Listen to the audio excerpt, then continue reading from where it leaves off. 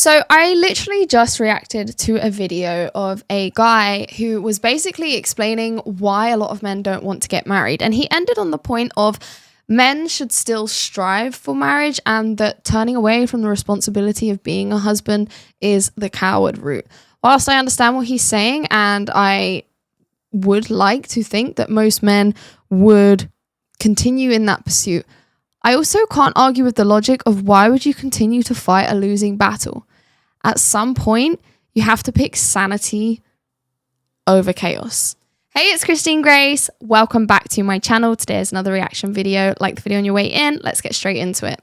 So in contrast to that video, I'm going to listen to this guy talk about why he, in his personal experience, gave up on getting married and starting a family. Let's take a look. Growing up, I always assumed I'd get married, have kids, start a family. That's actually one of the reasons why I built this house as big as it is. It's over 3,000 square foot because I figured that if I'm going to have a family, I need someplace to put them. But over the years, my mindset on that has completely changed.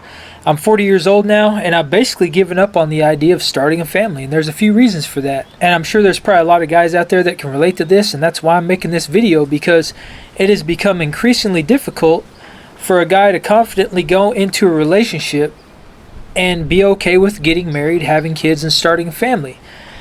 One of the primary reasons for me, aside from the fact that I'm 40 years old now and I'm kind of stuck in my ways, but I decided several years ago that the idea of having a family is pretty much not going to happen. Because, number one, there's a lot of crazy indoctrination that's going on with kids and stuff these days in schools. The stuff they're teaching kids is just freaking abhorrent, and I do not agree with any of it. They're pushing all these sexual agendas and all these crazy ideologies in schools now. And when you're a parent and you're sending your kid off to school, you know, that's all this time that you don't have with the kid, because it's up to you as a parent to shape your kid into the person you want them to become and to teach them right from wrong and essentially protect them from all the things that you don't want them to see. But when they're in school, you can't do that. And the only alternative to that is private schooling or homeschooling. But then, you know, with homeschooling, you're taking your kid away from the social interaction and all the things they be learning when they're in school, as far as how to socialize with people, how to make friends, how to deal with people in general. And that's a very important part of life. So it's kind of a give or take. But, you know, for me, the idea that my kid's going to be stuck in school, learning all this crazy stuff and not getting the proper education, especially not the education that I would like to see them get, which would be like critical thinking, life skills, finance, money, skill trade, all these very important things in life that they really don't teach in school. So that was a big thing for me. And just the direction of the world, the crazy way the world was going for a while, and kind of still is in a way, I couldn't imagine bringing a kid up in that, because I myself find it hard enough to navigate sometimes. I went through a bunch of crazy stuff with my health. I know all about suffering and what it's like to feel completely lost, hopeless, have no sense of direction, no purpose. You can't find meaning in life. And, you know, I've suffered from anxiety and depression and all these horrible things.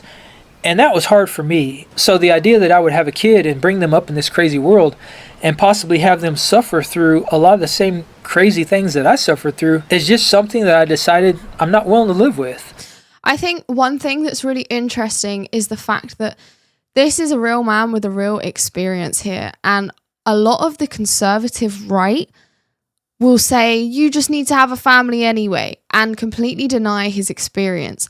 I don't think that's helping anything. I don't think that telling him he's wrong for this decision is helping anything. Do I think it's a problem if everyone has this mindset? Yeah, because then there's no people. There's no new people. Of course, that's a problem. And of course, you know, humans, we are hardwired to think that not repopulating is a problem. However, that doesn't negate his experience. That doesn't negate the fact that he is making some fair points. You can't argue with his logic here. And another big reason is because as a guy, you know, going into a relationship, getting married and stuff, it comes with a lot of risk. And it's no fault of our own. It's no fault of the male or the female sex. It's the way the court system's set up. It's the way our society is geared in general. It's geared in favor of the woman. If a family gets divorced, most of the time the woman's going to come out on top. And as somebody who has established a very good life for myself, I'm financially secure, I'm debt free, I own my own home, I've accomplished a lot of fantastic things in my life. So going into a relationship and getting married comes with a significant amount of risk. That's true for me and pretty much every other guy out there. And again, it's no fault of our own. It's just the way society is geared. They've made it a point to destroy the nuclear family, to tear the family unit apart, and I think it's all by design. I don't think they want us to have a strong family unit, and it seems like everything in our modern society is set up that way. When you get a divorce, pretty much all your stuff goes to the woman, or at the very least gets split 50-50. And if you've worked your entire life, especially as a guy being the provider, to provide all this stuff for your family, and if you come into that relationship having a lot of things and having established a very good life for yourself, you could have all that stripped away. And in a lot of cases, it could be borderline impossible to ever get that back. Because again, the guy is usually stuck paying child support or alimony or both. So his wages now become significantly less, and his ability to regain all the things that he's lost, especially if he's at the midpoint in his life or later in life, because the way the career field is set up is that it favors young, impressionable men or young, impressionable people in general. Because when you have an older person coming into the workforce, especially trying to start a new career, they have old habits. And a lot of companies don't want to try and train those old habits out of a person. They would rather hire somebody young that they can train from the ground up, that's going to show up to work bright-eyed and bushy-tailed. They're going to have energy. They're going to last many, many years in the workforce. And taking on an older person can just, in a lot of cases, be a liability. And another terrible thing that often happens, especially in family court, is that the dad ends up going from being 100% dad, he's there for his family all the time, to all of a sudden you get a divorce and he becomes a 15% dad. And the thought that I wouldn't be able to see my kid every single day or whenever I wanted, and I would be granted visitation rights like I'm some sort of criminal, is a terrifying thought. And another big reason is just because I am a result of not only my own life experiences, but of the life experiences that occur around me. And I've seen this stuff happen time and time again. There are very few people in my life that have stayed successfully married throughout their entire lives and haven't had happen a lot of the things that I just mentioned. And as somebody who has spent half their life building this life for myself and making it as secure as possible and setting myself up in the best way that I possibly can, the thought of having that stripped away because of divorce is something I am just not willing to live with. It's a risk I'm not willing to take. And don't get me wrong, like my parents, they're still happily married. They've been married my entire life. They'll never get divorced. I've got family members that are still happily married. They were married their entire lives and they never got divorced. A lot of this stuff didn't happen for them, but for the younger generation, I see it time and time again. And it seems like the odds of somebody having a happy, healthy relationship, staying married and not having all these horrible things happen is getting more and more rare. And I think there's a lot of reasons for that. I think social media plays a huge role in that. We all get focused on the next shiny object syndrome. You know, something nice, new, and fancy comes along, and we want to trade up. All of a sudden, what we have isn't good enough. We're led to believe we need all this nice stuff, and everybody's perception of everyone else's lives online is that everybody's living this perfect life. You only see the highlights on these Instagram. Comparison is the thief of joy. I've said it before, I'll say it again. It really, really is. Reels. And on social media, you never see the ups and downs. So your expectations become exponentially higher. And then when it comes to things like sex and intimate relationships, we expect so much more because we've been watching porn and we see all this crazy, these crazy sexual experiences on TV, and everybody's cheating on their husbands and wives, and we just think that's the way it should be. So when it comes to going in the bedroom, we have these super high porn star expectations that can never be met. We objectify the opposite sex. We think that it has to be some men and women both objectify the opposite sex. Crazy, awesome experience every time we have an intimate relationship. But what we've done is we've hyper-stimulated ourselves with all this content and all this media that throughout all of history we would have never had access to. And it's completely rewired and screwed up our brains. That's the bottom line, is that the stuff we're exposed to is not natural.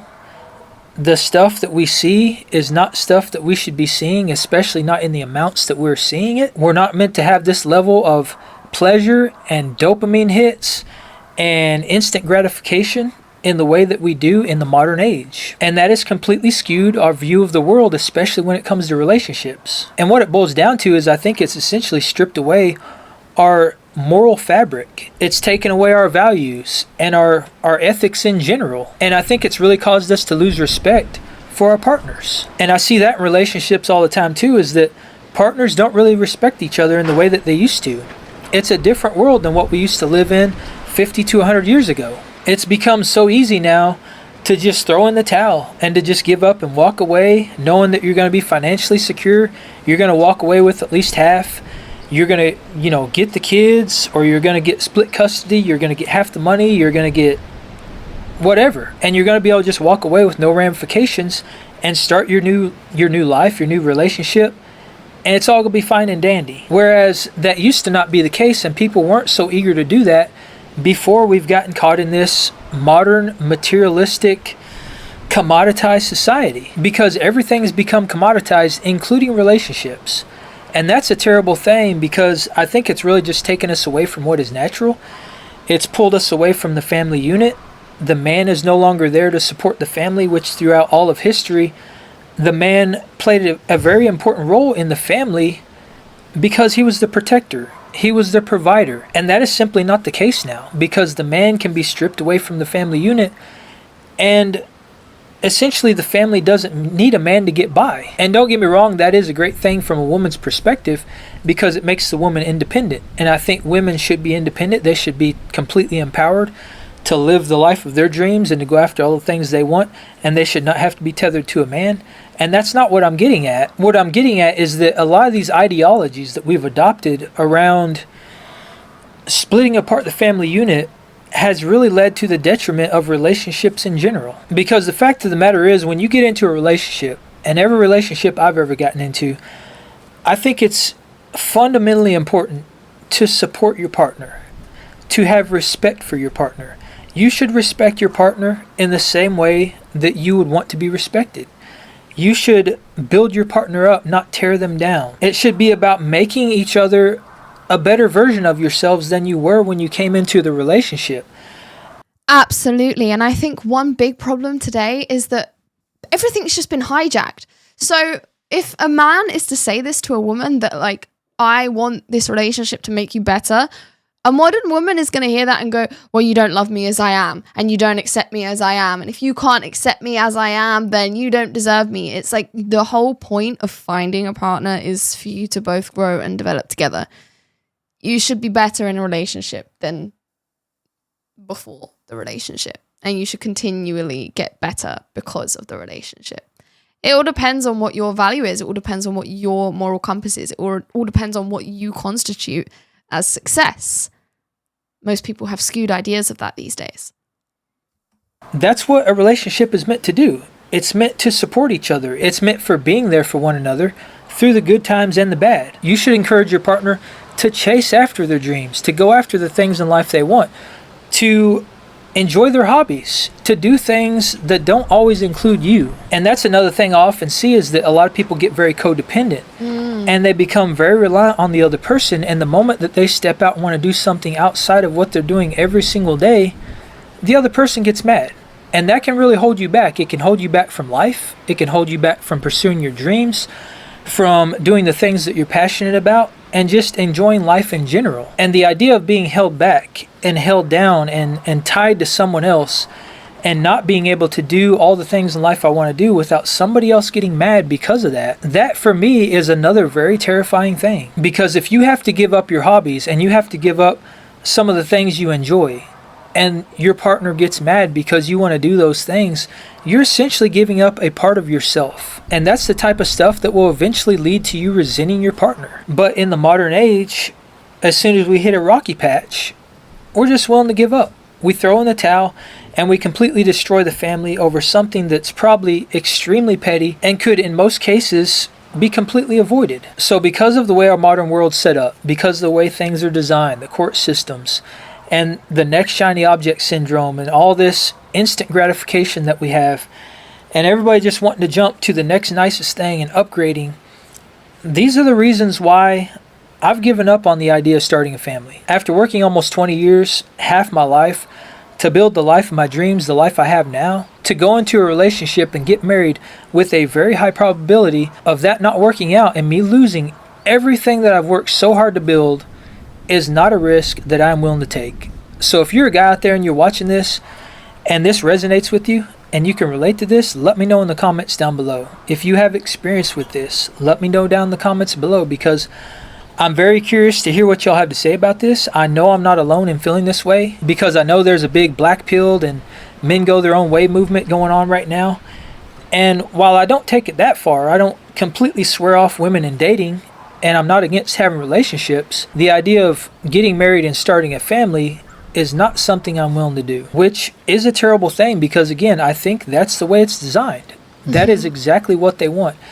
And the unfortunate thing is, they're essentially getting what they want. If they want less people to start families and have kids, it's what they've gotten. And while this can sound kind of disheartening, I don't want to make this video all doom and gloom, and that's not what this is about, because there is a silver lining to this, and that silver lining is that when you remove all expectations from a relationship and you go into a relationship with just the idea of wanting to get to know the person on a deeper level, wanting to build a connection and establish something meaningful together with no expectations of getting married or having a family, and not having that idea being held over your head and having to live up to those expectations, expecting that one day you're going to eventually get there. From my experience, it can really help you establish a much deeper connection with another person, because when you remove those expectations, it takes a lot of pressure off both you and your partner. It removes that worry and that self-doubt that you might otherwise have. It keeps you from trying so hard and forcing the relationship